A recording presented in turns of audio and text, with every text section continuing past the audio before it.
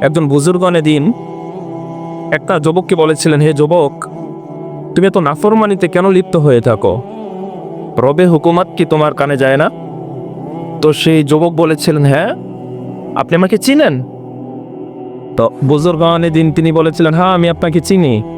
আপনি একটা নাপাক একটা মানুষ, নাপাক জাতি একটা জিনিস, আপনি তো একটা ডাস্টবিন, আপনাকে কেন চিনব না? সে যুবক তো রেগে গেলেন, আপনি আমাকে ডাস্টবিন বললেন, নাপাক বললেন, কেন?